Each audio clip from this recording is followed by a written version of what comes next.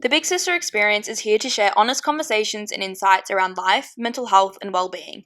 While we aim to inform and inspire, the content of this podcast is for general information purposes only. If any topics raises questions or concerns for you, we encourage you to seek professional support or advice before acting on any topics discussed. To begin today's episode, we would like to acknowledge the traditional custodians of the land on which we are recording from, the lands of the Wurundjeri people of the Kulin Nation.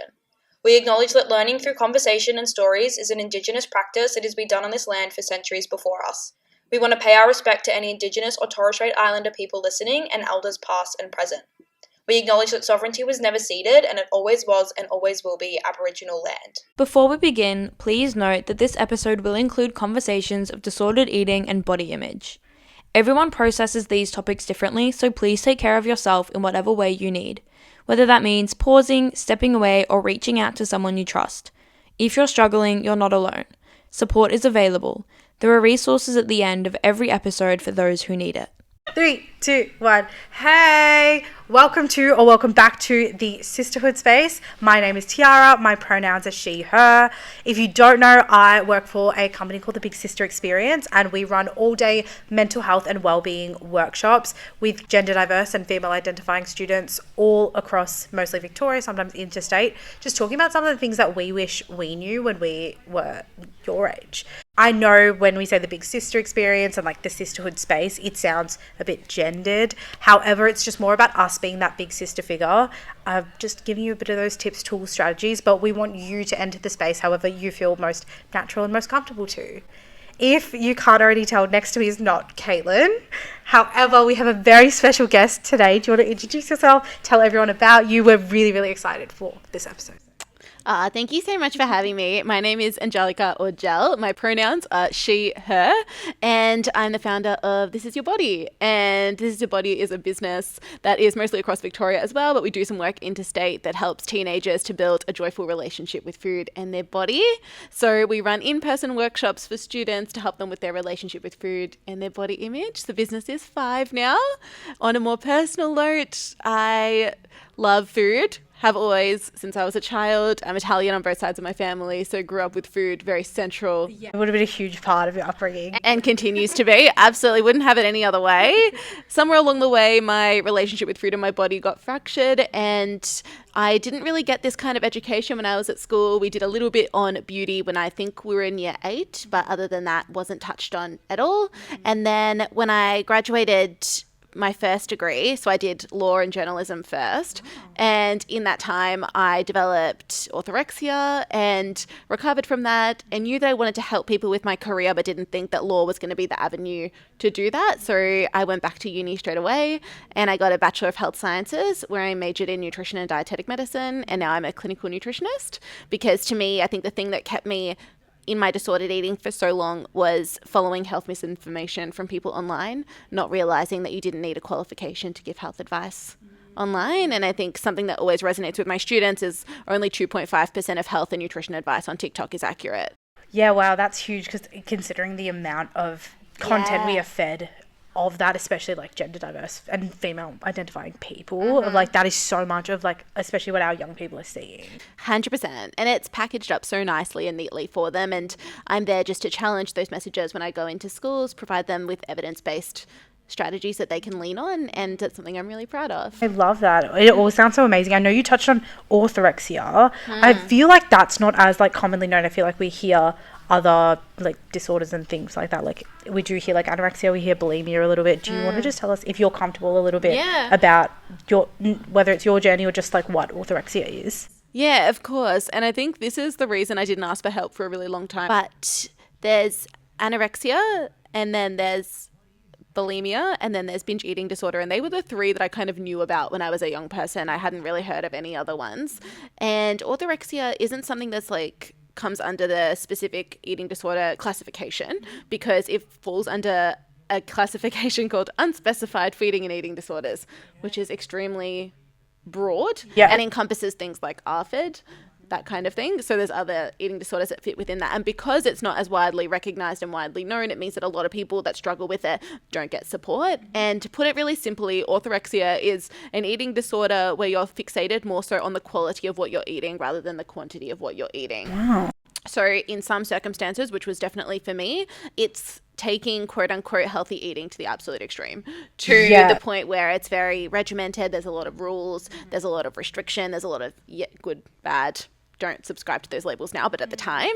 And for a long time when I was struggling with it, it was extremely normalized and almost praised. She's so disciplined, she's so strong, how do you look like that? And that for a long time propelled the behavior. And it wasn't until I became quite unwell, didn't have a period for 8 months, that I sought support.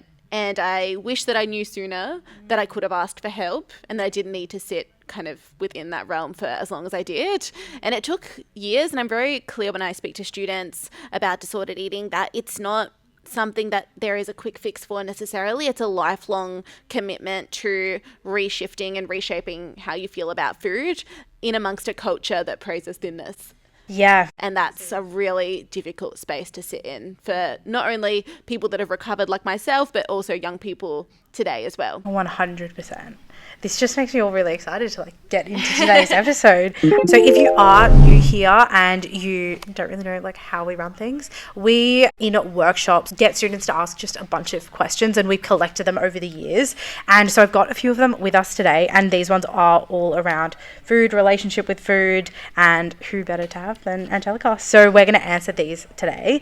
Our first question is, someone's asked, I struggle to have a good relationship with food, and how can I differentiate between healthy and unhealthy eating habits? There is so much to unpack. Yeah, there's a lot. I've written some notes because I wanted to make sure that I came across as practically as possible for young people, type A personality. I think a good place to kind of start is around the healthy, unhealthy relationship with food, because that kind of then influences future behaviors that you might need to take. So if we think about someone who has a really healthy relationship with food, it's someone who's quite measured and balanced somewhere in the middle. So they're able to be spontaneous with their food choices. And I think that's a really nice way to kind of look at it and frame it. So for example, if they might have packed lunch for school, for example, and someone's like, hey, do you want to go get something together? There's that ability to be like, yeah, sure, why not? But someone who is quite restricted and quite regimented, I would say, in their decision making might be like, no, I must have this because this fits within my X, Y, and Z requirements for the day. So there's less of an ability to be flex with their diet. If we're talking about those two options, or those two perspectives on food and relationship with food, with the first one, it feels a lot more generally healthier in terms of, you said it's measured, it's balanced. How, for people who are struggling to get there, how do you get there, especially if you are that second option of maybe restricting eating or just really stressed about food choices? Yes, 100%. Which is something I see very commonly. And the other flag I want to mention as well is, particularly in the last couple of years of running sessions with young people, there is a sense of discomfort of eating at school in front of peers. Yeah. And a lot of that is shadowed, I would say, by judgment of peers or perceived judgment from peers. So it may not necessarily be happening, but there is a perception that perhaps my friends are looking at me and equating my food choices with my body type. Yeah. And whilst we know that there are so many different factors that can impact the type of body that a person has, which I speak about in depth in my sessions because I cannot emphasize that enough, I think it's really important to acknowledge that for a lot of people, they may have received comments about their food choices and about their body that has made them self-conscious of that. 100%. And I don't want to, downplay that experience that they might have had. Yeah. For us going into workshops where we see it more of the students not eating, and a large amount of them is where they are openly, and not even covertly, but overtly getting that judgment. And we're seeing a lot from, because we work with gender diverse and female identifying students, so majority girls, and we're seeing a lot of those judgments, and I think it comes from everyone, but from the boys particularly. And then so we're noticing a lot of the girls aren't eating, especially at school, because they're worried about what they're going to say, because that's the culture that's within their schools. Granted, this is not every school we go to, but these are patterns that we are seeing. Yeah. And so it all contributes to that restrictive eating, and just in general being conscious and aware of what they are consuming and how they should be looking and to other people. Yeah, and I think that's really important what you just said. It's to other people, but when does the individual get a spot in that conversation as well? And I think in addition to doing work with large groups, I work with students one-on-one as well. And when I have these kind of conversations with them, I'll give you an example. I've had a student in the past that's kind of gunning for the AFLW. Oh, wow. That's beautiful. Where she wants to go. And she does a lot of training. Obviously, if you're going to get to that position of elitism, you need to be training a lot. And she had mentioned to me in sessions that she notices that she's really hungry compared to her friends, or she's eating more but doesn't want to be seen to be eating more because she doesn't want to be seen to be greedy. And it's kind of a conversation of like, let's unpack this a little bit. Where is your priority? Where, you know, you want to have energy for training, that's fantastic. But in order to have that, you need to be eating at school. So is there a conversation you can have with your friends? Is there a way that we can reconsider your own internal dialogue to be able to say, I have permission to eat food and I don't need to get the approval of other people for my food choices. My hunger levels are going to be different from my friends because I train constantly and my body is building muscle and recovering constantly. Therefore, my requirements are going to be different from my friends, and that's okay. Yes. Yeah. And I think that's the important part. And that's okay. And that's okay. I think when you're in a school environment and you are at the same like year level as everyone and you're maybe doing similar things and things like that, there's that natural comparison. Yeah. And you want to fit in and kind of do what everyone else is doing. You don't really want to stand out in those ways. But the thing is, like, we are all different, and that is how it's supposed to be. Yeah. But I think that, like, at young people, like, you're not feeling that a lot. You're comparing yourselves to other people. You're like, am I doing enough or too much? And I think, like, personally for me, when I started being aware of the stuff that I was eating is when I saw other people being aware of the stuff that they were eating. I don't want to say it's contagious, but it kind of is. A little bit. Yeah, and I've had schools say to me it's a contagion. So one... particularly, I see it amongst female identifying students, but it's like one person in the group stops eating and then there's almost a ripple effect of the other people in the group stopping to eat. Yeah. Because it's like, well, if they're not eating, why should I be eating? And I think that's a really difficult position to put yourself in. Yeah, no, 100%. So how can we build that good relationship, or where can we start? Like where can we go with all of this? So I've got like a 5-step method. Brilliant, I love this. So number one is to write down your food story. So who taught you about food? What was your relationship with food like as a child? What is it like now? Where were the fractions? Has there been any fractures? Did someone make a comment? Did you watch something online or on TV or within pop culture that has somehow changed your perception of your body? So really get down to the nitty gritty of where did this come from? And this is not to blame the people in your life that may have perhaps fractured your relationship with food, but more to have an awareness of it so that you know how much time to surround with those people or influences. So there's that element of you kind of have to be responsible for forming a algorithm, for forming a community around you that is going to support you in moving forward. Yeah, no, I love that, but I'm like, I think it's also when you're in environments that you can't necessarily distance from, whether it's maybe like people at school or even like families. I know the amount of students we work with and who are saying like it's their parents, their siblings, it's not environments that they can necessarily at this stage in their life change their community. 100%. Like what can we do? Because I love the differentiation you made of, yes, notice like who in your life is saying what or where those influences are coming from, but the thing is not to blame them for it. What's in your control to move forward? I love 100%. That. So what can we do that's in our control, like with that? Yeah, and I also think just to add to that is acknowledging that maybe people that have perhaps made comments about themselves or about you have their own food stories. 100%. And more often than not, that's the reason. That's the case. Yeah. 100%. So it's really challenging, but you have to have a conversation. So if, for example, mum or dad is making negative comments about themselves, it's difficult, but you, in most circumstances, do need to say, hey, when you say X, Y, and Z, it actually makes me really uncomfortable and I prefer you don't have these conversations in front of me. And you might need to say that a few times, but they need to know how you feel, because if they don't know how you feel, they're not going to change their behavior either. I use the example often at schools within friendship groups, because sometimes there's that kind of chatter there. You can excuse yourself from conversations. I will often just say, pretend you have to go to the bathroom and go, and then when you come back, the conversation topic's probably changed. I think that's a really good way to do that. Also, changing the culture of language within the group is really important at school as well. So particularly as it relates to people's body shapes or food choices, they may not be saying it about anybody specifically you're sitting with, but they might be having a bit of a conversation about somebody else in a different group. And that kind of facilitates that culture. So just to say, hey, I don't really like it when we talk about X in that way. And that is an opportunity for you to change the way that your friends talk. 100%, because I And think that has a ripple effect too, you know? Yes, because I think half the time people don't even realize what they're saying, but the amount of schools we go to and we ask them, like, who remembers a comment that somebody said to you years ago and it's still stuck with you? Yeah. So, like, what might be a throwaway comment to somebody can land really harshly, whether that intention was there or not.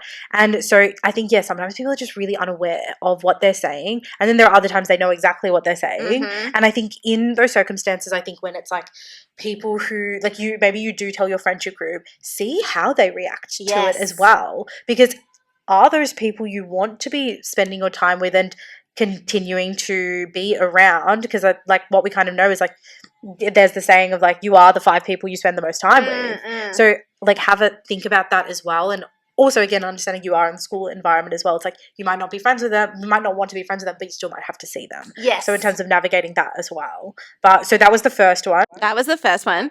Number 2 is tune into your hunger and fullness. This is something that really resonates with my students. It is around unpacking and giving yourself permission to trust your body, because for so many of us we don't trust our bodies because maybe from a younger age, again, this is not to blame parents, it's just an acknowledgement of the culture. It's you have to finish everything on your plate. You're not leaving dinner until, you're not leaving the table until you finish your dinner. You're not having dessert until you eat your broccoli. These kind of messages form the dialogue in our heads that literally writes the script of how we feel about food for life. 100%. And in that circumstance there, you've got the parents being the expert on your body. They're telling you when you're hungry, they're telling you when you're full. And then you get to school and they're like, okay, these are the allotted times that we eat. We eat here, here, and here. You don't eat during class. So again, you have another broader entity that says this is when you have permission to eat. This is when you don't have permission to eat. So it's looking at the windows of time that you have that are within your control to honor your hunger and fullness and listen and tune into that. And I use it's what's called a hunger and fullness scale. And it was put together, I think, originally by Dr. Laura Thomas. Lindy Cohen's also got a version of it, and now I've made a colorful version of it for my students as well.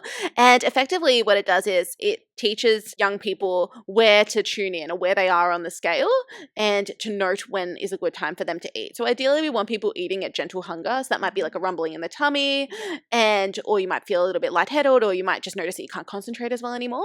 But we don't always get to eat in that window. So what I often encourage my students to do is eat in what's called like the neutral phase. And the neutral phase is when you're going into like 2 hours of classes, for example, you're not hungry now, but you know that by the end of that 2 hours, you're going to be famished and over hungry. So it's, can you have a banana before that just to hold you for that 2 hours, and then you can eat your meal then. And it's just having that negotiation with them. I really like that. It's like you're preemptively, like you're thinking about your future self, even if that future self is like 2 hours away. 100%. And future self will be very grateful to you always. Number 3 is make sure you're eating enough. A lot of the time when we're having fractured relationships with food, we're not eating enough. And when we don't eat enough, we think about food a lot. That's biological, what happens. When our body perceives starvation, and our body doesn't understand that we're doing it on purpose, our body perceives it to be some kind of famine or threat. So it's really important that we make sure that we're eating enough to make sure that our body knows that it's safe at all times. And when we're eating enough as well, we're not constantly thinking about food, right? I think that's something personally I've noticed. When I'm eating less, I'm thinking about eating more. But if I'm eating more regularly and like what's going to sustain my body, I'm thinking about it so much less. 100%. So many of us think of if you eat more, it's not good for you based off what we're sold and told. However, like learn your body cues and things like that. And coming back to the second step you were saying, my dad always said, like growing up, he was like, if you're serving the food, serve a little first because you can always get more. Like you can always get more. Don't eat with your eyes first. Like, see everything, like take everything. Start with a little bit and then like take some more rather than like if you take a lot and then waste the food. Because obviously like we don't want to be like promoting like food waste either. No, of course. But like finding that balance of like, again, what can we control? What can we do to like help ourselves in this situation? 100%. I think that's your dad also teaching you food trust. Yeah, a little bit. Yeah, for sure. And I think especially when we talk about teenagers, maybe you know this, maybe you don't, but teenagers need 20% more energy from food than they do when they're a child. So their energy requirements when they get to high school in most circumstances have jumped upwards of 20%. So that's an important thing to know, because if they feel like they're more hungry, they are. And especially when we're talking about female identifying students or students that experience a menstrual cycle, their hunger and fullness is going to fluctuate week on week. Very different from the males in our life. Yes. Because we have a cycle, which means that our hormones often dictate our hunger and fullness, which means that, especially when I talk to students about dieting and that kind of thing, diets that are written and prescriptive for you aren't helpful, because it doesn't know what time of your cycle that you're at. It doesn't know that maybe you had footy training and then, you went off to a flute lesson or whatever it might have been, because your brain is also using energy, even so obviously there's like physical energy expenditure, but there's also brain expenditure as well. And your brain is hungry, like needs food. So I think being able to tune into your hunger and eat enough is really, really important for you and your particular body and circumstance, and doing your best to try not to compare yourself to your friends. And I'm not going to sit here and be like, and I've always done this. Absolutely not. No way. Yeah. Absolutely not. This has been a lesson, It's like a lifelong lesson to learn and kind of keep unlearning and learning different things. 100%. And yeah, we talk about that in our workshops all the time. We know it's natural to compare yourself to other people. However, when you're thinking about other people, you're not tearing them down and like what they look like or what they're eating, but we're so focused on ourselves. Sometimes it is just a little bit of that. Just decenter yourself a little bit. Think about yourself from the perspective of the people that love you and care about you. And that can start that journey of just breaking away a little bit from that comparison. Yeah, I would agree. Comparison is so huge. I see it with students telling me about comparing grades, and then it's obviously comparing food choices. So this, and I think biologically as well, we are hardwired for connection and belonging, especially when you're a teenager. Yes, it's all so you. It's so understandable. It's actually a really normal thing to do. Yes. So you're not broken if you do it, but you need to manage it also. It's not about like controlling it. It's about working with it, not against it. 100%. And I think there's also, just to take a slight tangent, but there's also a misconception that goes away after you're a teenager. Yes. Which is just not true, because then you get to your 20s and then maybe people are buying houses, getting married, going on holidays, all these things. So comparison continues, which is why I think the work that you guys do is so important, because you're teaching these life skills that they're always going to need. They're not just relevant for high school. Yes, no, I agree. And like exact same for you. I never had somebody come in and teach me these different things about your relationship with food and like nutrition and body image and all these things. And it would have made such a difference. And I think, I don't know at the time how much of it I would have taken, but I think because anyway, like body image and our relationship with food is something that is just so like inherent, and you do think about it quite often as like, to survive we need to eat, right? Well, that's just it, isn't it? Yeah, so I think it would have like stuck with me in different parts, and I think I'm so grateful to be in the space that we can continue to kind of foster these conversations and hopefully like change some of these mindsets earlier on in the ways that we didn't get that growing up. 100%. Yeah, we missed out on that, didn't we? But that's okay, because it's going now. I've got only two more. One is give yourself permission to eat and enjoy all the food. And I think the last one kind of ties into that, which is ask yourself, is this a truth or a trend? Ooh. So those kind of things work together. A lot of the time we're taught, especially in school, which it's starting to change. I'm part of conversations with broader government organizations that are trying to actively change the way that food is taught in school. So I think we're definitely taking positive steps in the right direction. However, that doesn't take away the biases that some teachers implementing those lessons may carry with them. And I've unfortunately seen the very ugly side of what happens when you put up a PowerPoint presentation that has quote unquote good foods on one side and quote unquote bad foods on the other, right? We don't need to be teaching that. We need to be teaching food neutrality, which is all foods have a place, and to call food what it is. So we're not labeling it. I love that, because I think like we in our workshops try to take a similar approach of when we talk about exactly what you said, all foods have their place. We even just starting by switching the language that you use surrounding food. We know how many of us are saying good foods and bad foods in our heads, and like that's how we're going to feel when we eat those foods. Because that language is so emotive, isn't it? Yes, 100%. And it translates naturally into those food guilt conversations of, I was so good today because I did this, or I was so bad today because I did this, or I was being so good and then I broke it with this. And it's, you didn't break anything. No, that's the thing. I'm like, everything has its place. And like I often say in workshops that there will be times that like apart from this, I also like work at my local supermarket. And if I have a 4-hour shift, in my 15-minute break halfway through, I'm not going to be be able to have a full meal that like hits all my food groups and like does everything like it needs to do, right? However, I do need energy to get me through that rest of the day, so I might have a bar of chocolate just to like just for that moment, and then I can go home and have more nutritionally dense food that will like carry me a lot longer. It's really interesting because there's like so much psychology tied up in the way that we think and feel about food. They did this really interesting study on a group of women. It was called, I don't know what it was like officially called, but it's like the mac and cheese study. Okay. So effectively what they did was they grabbed a group of women, split them in half. Half the women were told, you're going to come into the clinic for 5 consecutive days. And on each of those 5 consecutive days, you can eat as much mac and cheese as you want. Sure.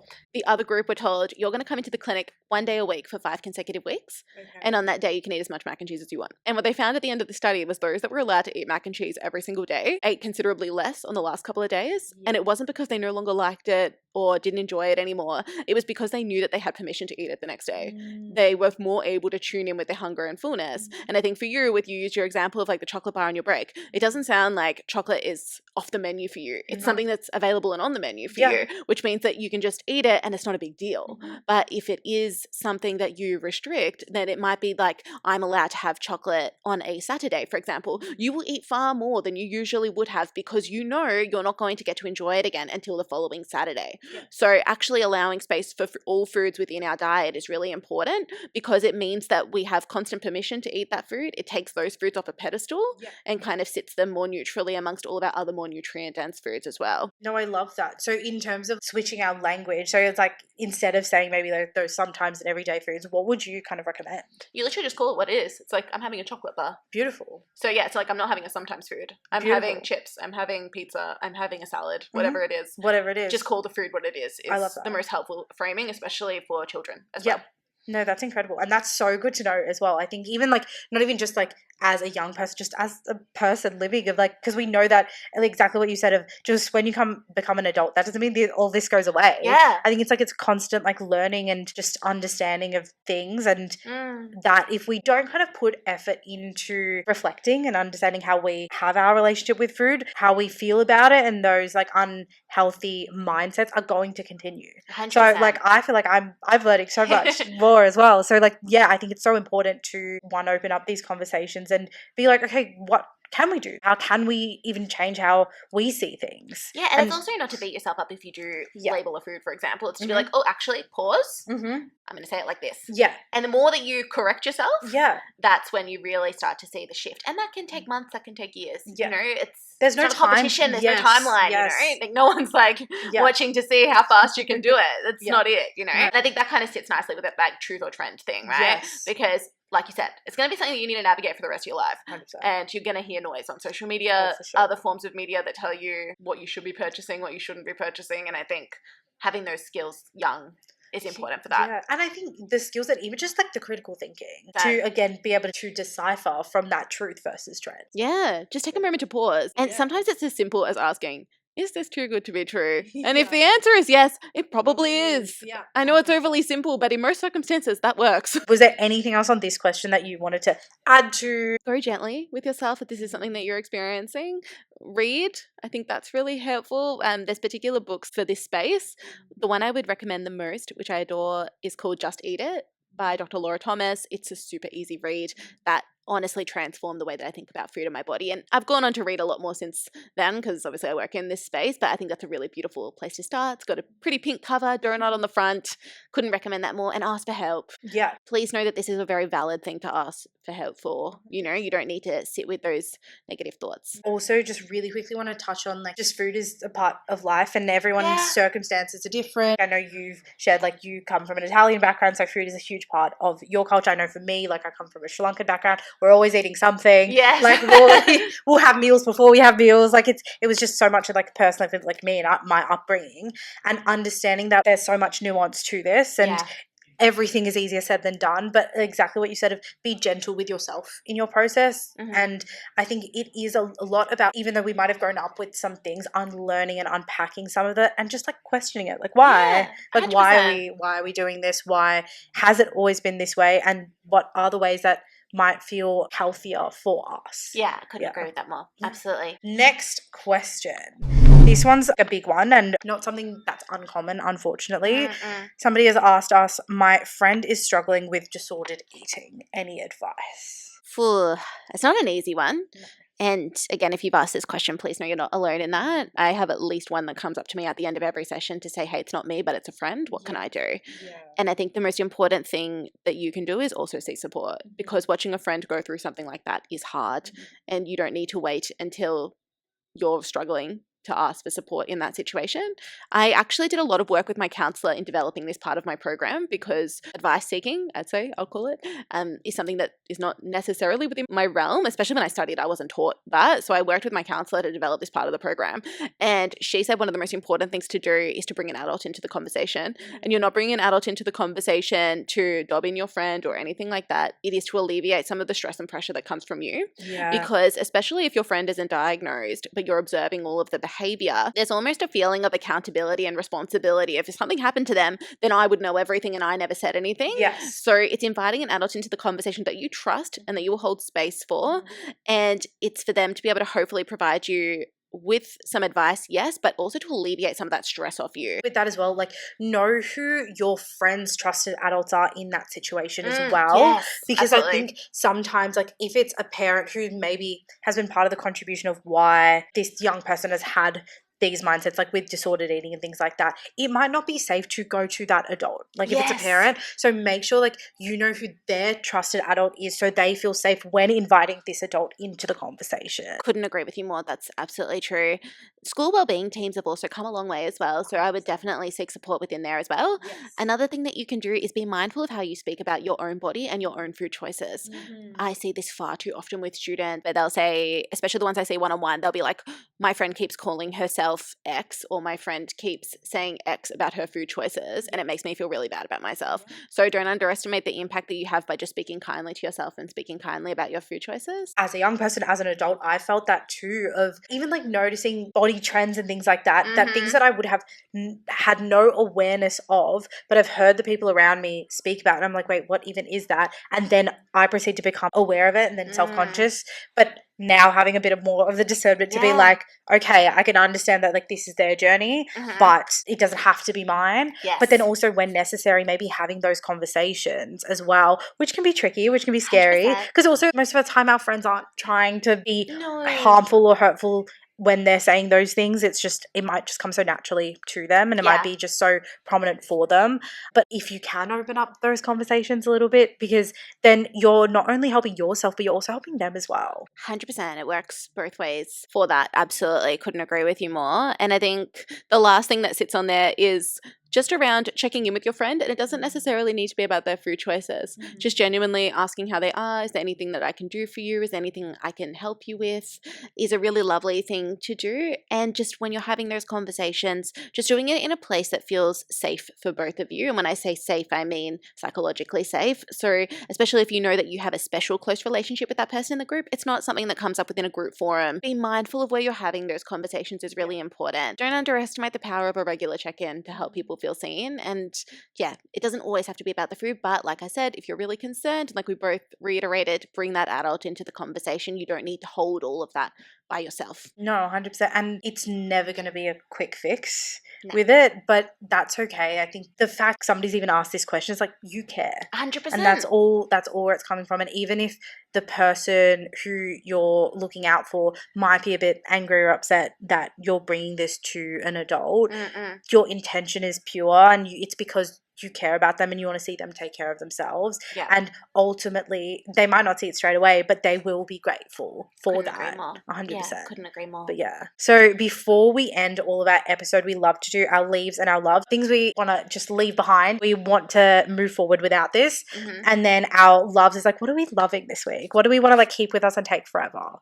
I am leaving behind perfectionistic expectations of food choices. I would say would be a nice thing to leave behind. Not every meal, like you said, has to be macro balanced or anything like that. We just need to eat. Yes. And something I'm loving is focus on adding to your diet rather than taking away from your diet. So add in that extra bit of color, add in a little bit of extra crunch, add in that thing that's actually going to make the meal really enjoyable for you. I think that's a really fun way to look at food, because food should be joyful. So many of us just love food. Couldn't agree more. I think this week I am putting myself in spaces that where there is a lot of harsh conversation around food choices or even just body image talk. And I think whether it's removing myself from conversations or having those courageous conversations and bringing that up to people, I think trying to do more of those, because I think I'm trying to be a bit more aware of sometimes if you don't change it, you choose it. Yeah. And it's not going to help me. It's not going to help the people around me. So I'm leaving behind enabling those conversations by maybe staying silent. Trying, very planting the seed, but I think like trying. Yeah, That's that's what all I'm you can do. 100%. And then this week, I'm loving food. I love food always. My own body image journey has been, up and down, as has most people's, unfortunately.